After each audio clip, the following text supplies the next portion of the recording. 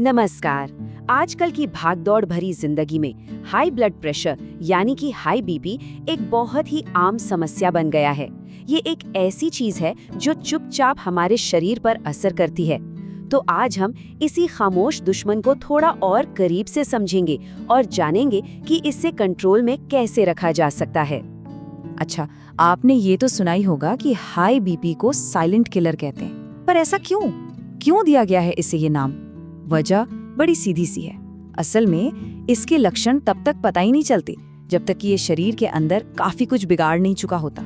और यही है इसका खतरनाक पहलू। सोचिए, जब बीपी लगातार हाई रहता है तो हमारे खून की नसों पर हर वक्त एक दबाव बना रहता है और ये प्रेशर सीधा असर डालता है हमारे सबसे जरूरी अंगों पर, हमारे दिल और दिमाग पर। इसी वजह से हार्ट अटैक या स्ट्रोक का खतरा बढ़ जाता है। तो फिर सवाल ये है कि आखिर ये प्रेशर बढ़ता ही क्यों है? इसके पीछे कुछ बड़ी वजहें हैं जो ज्यादातर हमारी लाइफस्टाइल यानी कि हमारी जीवन शैली से ही जुड़ी हुई हैं। चलिए जरा देखते हैं कि ये कौन सी वजह हैं। तो ये हैं वो 4 मुख्य कारण। पहला, खाने में बहुत ज्यादा नमक। दूसरा, आजकल की जिंदगी का स्ट्रेस यानी तनाव। तीसरा है मोटापा या बढ़ता वजन जो हमारे दिल पर एक्स्ट्रा बोझ डालता है। और चौथा, फिजिकल एक्टिविटी की कमी, मतलब कि ज्यादा चलना फिरना या कसरत न करना। ये चारों ही हमारी रोजमर्रा की जिंदगी का हिस्सा हैं। पर एक अच्छी बात भी है और वो ये कि इसे कंट्रोल किया जा सकता है। इसे कंट्रोल करने का तरीका 4 मजबूत पिलर्स यानी कि 4 स्तंभों पर टिका है। अगर हम इन चारों पर ठीक से ध्यान दें तो अपने ब्लड प्रेशर को काफी हद तक मैनेज कर सकते हैं। तो ये है वो 4 स्तंभ। हमारा खान पान, दूसरा है एक्सरसाइज, तीसरा है स्ट्रेस मैनेजमेंट और चौथा है हमारी कुछ आदतें। चलिए अब एक एक करके इन सबको समझते हैं। तो सबसे पहले बात करते हैं पहले स्तंभ की, हमारा खान पान।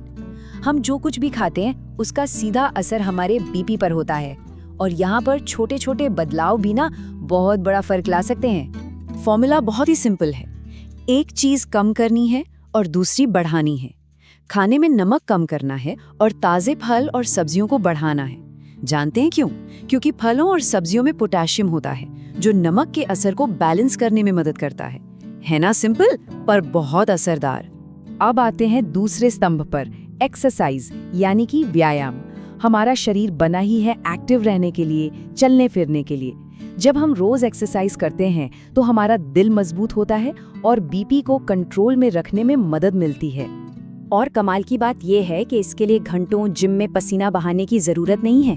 बस रोज के कम से कम 30 मिनट, जी हाँ, सिर्फ 30 मिनट की तेज चाल या थोड़ा सा योग भी हमारी खून की नसों को फ्लेक्सिबल बनाता है।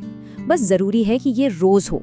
हमारा तीसरा स्तंभ है स्ट्रेस मैनेजमेंट, जो हमारे दिमाग से जुड़ा है। आज की जिंदगी में तनाव तो जैसे हिस्सा ही बन गया है और इसका सीधा असर आप जानते हैं हमारे ब्लड प्रेशर पर पड़ता है। इसका हल हमारे मन को शांत करने में है। ध्यान, मेडिटेशन और प्राणायाम जैसी जो तकनीकें हैं वो हमारे नर्वस सिस्टम को रिलैक्स करती हैं। जब हमारा मन शांत होता है तो शरीर में स्ट्रेस हार्मोन्स कम बनते हैं और नतीजा ब्लड प्रेशर अपने आप कंट्रोल में आने लगता है। और अब बात करते हैं हमारे चौथे और आखिरी स्तंभ की, हमारी आदतें। देखिए, कुछ आदतें ऐसी होती हैं जो हमारी सेहत को सीधे सीधे नुकसान पहुंचाती हैं, खास तौर पर जब बात ब्लड प्रेशर की हो। यहाँ 2 आदतों पर ध्यान देना बहुत जरूरी है, स्मोकिंग और शराब। ये दोनों ही हमारी खून की नसों को सख्त और पतला बना देती हैं। इससे होता क्या है कि हमारे दिल को खून पंप करने के लिए ज्यादा मेहनत करनी पड़ती है और बीपी बढ़ जाता है। तो इन आदतों से दूरी बनाना एक बहुत जरूरी कदम है। अब इन चारों स्तंभों के अलावा एक बात है जो सबसे ज्यादा जरूरी है और उससे हमें कभी भी नहीं भूलना चाहिए। वो है प्रोफेशनल मेडिकल एडवाइस। इस बात को गांठ बांध लीजिए, लाइफस्टाइल में बदलाव करना पहला और सबसे जरूरी कदम है, बिल्कुल। लेकिन अगर इन सब के बाद भी ब्लड प्रेशर ज्यादा रहता है तो डॉक्टर से मिलना ही एकमात्र रास्ता है। सिर्फ एक डॉक्टर ही सही जांच करके ये बता सकते हैं कि किस दवा की या किस इलाज की जरूरत है। तो इन सब बातों का मतलब क्या है? मतलब ये है कि ब्लड प्रेशर कंट्रोल करना कोई रॉकेट साइंस नहीं है। ये सब कुछ कड़े नियमों के बारे में नहीं, बल्कि जिंदगी में एक सही बैलेंस, एक सही संतुलन बनाने के बारे में है। याद रखिए, अच्छी सेहत कोई मंजिल नहीं है जिस पर हमें पहुंचना है। ये तो एक सफर है, संतुलन बनाए रखने का सफर। तो एक पल रुककर खुद से ये सवाल पूछना बनता है, जिंदगी के इन 4 स्तंभों में हमारा अपना संतुलन कहाँ पर है? इस सवाल का जवाब ही अच्छी सेहत की चाबी है। धन्यवाद।